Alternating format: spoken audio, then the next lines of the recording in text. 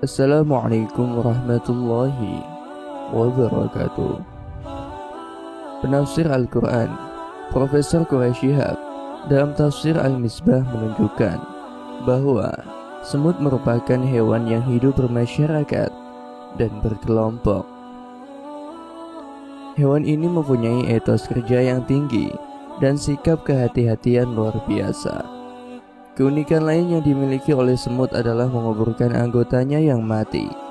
Itu merupakan keistimewaan semut yang terungkap melalui penelitian ilmuwan, serta semut juga merupakan hewan yang memiliki rasa sosial dan solidaritas yang sangat tinggi. Mereka tidak egois dan tidak mementingkan diri sendiri.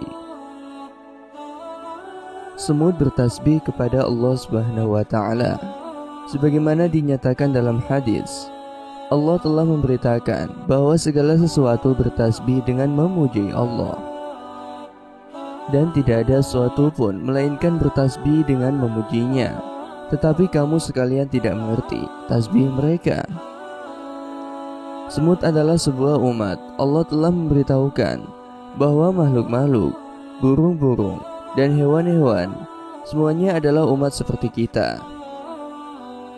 Dan tiadalah binatang-binatang yang ada di bumi dan burung-burung yang terbang dengan kedua sayapnya, melainkan umat-umat juga seperti kamu. Imam Al-Bukhari meriwayatkan dari Abu Hurairah bahwa Rasulullah SAW bercerita, ada seorang nabi singgah di bawah pohon. Dia digigit oleh seekor semut. Selanjutnya dia memerintahkan agar rumah semut itu dibakar. Hal yang sama juga meriwayatkan Muslim dari Abu Hurairah. Allah mewahyukan kepada Nabi itu, hanya karena kamu digigit oleh seekor semut, lalu kamu membinasakan sebuah umat yang bertasbih. Hadis ini diriwayatkan oleh Imam Al-Bukhari dalam sahihnya, dalam kitab Ba'dil Khalqi, dan juga diriwayatkan oleh Muslim dalam kitab Kitabus Salam, bab larangan membunuh semut. Kisah lainnya, dalam sebuah momen perjalanan bersama Rasulullah bersama para sahabat, beliau melihat peristiwa ganjil. Sebuah sarang semut hangus terbakar. Siapa yang telah membakar sarang ini? Kami, akui para sahabat Nabi. Sungguh tidak pantas menyiksa dengan api kecuali Tuhan pencipta api, sabda Rasulullah. Kisah ini dimaktub dalam hadis riwayat Abu Dawud. Dalam kisah seorang nabi yang membakar desa semut, Syekh Umar Sulaiman Al-Ashqar dalam kisah-kisah sahih dalam Al-Quran dan Sunnah menjelaskan, seorang nabi adalah manusia. Dia pun marah seperti mereka.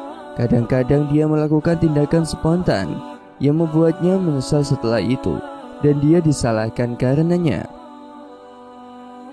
Di antaranya adalah tindakan nabi ini.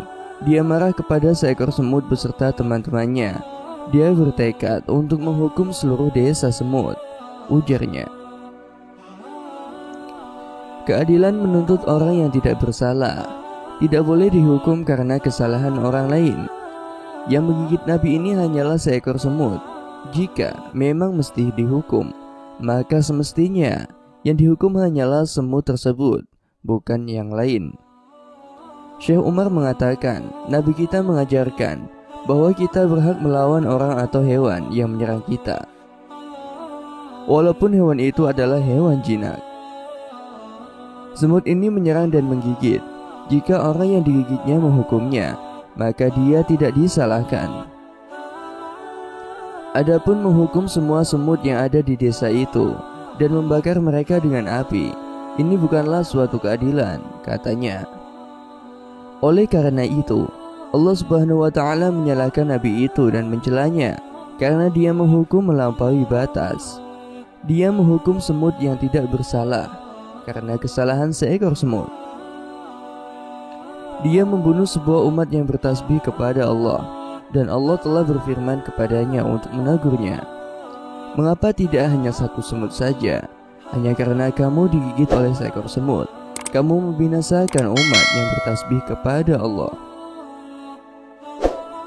Menurut Syekh Umar, orang yang terdidik untuk merasa bersalah jika membunuh seekor semut dan dia mungkin setelah itu membunuh manusia tanpa salah dan tanpa alasan yang benar, dia akan menjadi contoh mulia yang menjaga nyawa hamba-hamba Allah, sebagaimana dia menjaga tanaman dan hewan-hewan. Selanjutnya, ia mengatakan, hadis ini mengajarkan kepada kita bahwa tidak boleh membunuh semut, sebagaimana tidak boleh membunuh binatang lain, kecuali binatang-binatang yang menyerang dan mengganggu. Dalam sebuah hadis terdapat larangan membunuh semut, tawon, hudud, dan surat. Rasulullah SAW melarang membunuh burung surat, kodok, semut, dan burung hudhud. Hadis riwayat Ibnu Majah. Surat adalah burung berkepala besar dan berparuh besar, perahunya putih, punggungnya hijau, memangsa serangga dan burung kecil. Diriwayatkan oleh Abu Dawud dengan sanad sahih di atas syarat Bukhari Muslim. Para ulama mengarahkan bahwa semut yang dimaksud dalam hadis tersebut tidaklah bermakna mutlak yang mencakup seluruh jenis semut, namun hanya tertentu pada semut-semut besar dan panjang yang tersebut dalam kisah Nabi Sulaiman. Sehingga ketika semut selain sejenis ini boleh-boleh saja untuk dibunuh, terlebih ketika semut itu menyakiti terhadap manusia dan mengganggu aktivitasnya. Bahkan jika semut besar dan panjang yang haram dibunuh ini menyakiti manusia, maka keharaman membunuhnya menjadi hilang, sehingga boleh-boleh saja hewan ini untuk dibunuh. Bolehnya membunuh semut ini dengan menggunakan cara yang baik dalam membunuh hewan. Salah satu cara yang baik adalah tidak membunuh dengan sesuatu yang akan semakin menyiksa hewan tersebut. Penjelasan tentang ketentuan ini terdapat dalam kitab Buhya al-Mustarsyidin karya Abdurrahman bin Muhammad bin Husain bin Umar Ba'lawi. Adapun semut yang kecil, yang dalam istilah Arab dikenal dengan nama zur, maka boleh bahkan sunnah untuk membunuhnya, namun selain dengan cara membakar, sebab membakar ini menyakitkan. Jika terdapat semut besar yang masuk ke rumah dan menyakiti penghuni rumah itu, maka boleh untuk membunuhnya. Dikecualikan dari larangan membunuh binatang adalah binatang fawasik yang berjumlah 5, baik dibunuh di daerah halal maupun di daerah haram. Fawasik yang berjumlah 5 ini sebagaimana dalam hadis riwayat Bukhari dalam sahihnya adalah tikus, kalajengking, burung gagak, raja wali, dan anjing penggigit. Selain kelima hewan fawasik ini, Rasulullah juga memerintahkan membunuh cicak. Beliau menyatakan bahwa membunuhnya adalah berpahala. Begitu juga beliau memerintahkan untuk membunuh ular, kecuali ular rumah yang tidak dibunuh hingga diperingatkan 3 kali. Jika setelah itu masih terlihat di rumah, maka bunuhlah.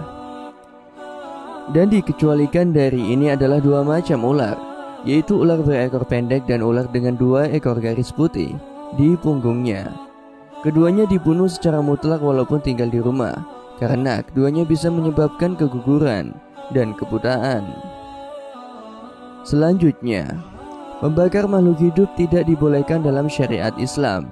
Nabi menjelaskan alasan larangan ini, yaitu bahwa yang berhak mengazab dengan api hanyalah pemilik api, dan ini mungkin dibolehkan di dalam syariat sebelum kita, karena Nabi ini membakar desa semut. Namun, Imam A'mudi dalam kitab Husni An-Najwa dari gurunya, Imam Ibnu Hajar, membolehkan membunuh hewan hasyarat, yaitu hewan melata kecil, termasuk semut, ketika menyakiti dengan cara membakarnya, ketika memang tidak ada cara lain selain membakarnya. Wallahu a'lam bishawab. Demikianlah kisah yang dapat saya sampaikan. Semoga dengan kisah ini dapat bermanfaat dan bisa menginspirasi kita semua. Wallahul muwaffiq ila aqwamit thariq. Wassalamualaikum warahmatullahi wabarakatuh.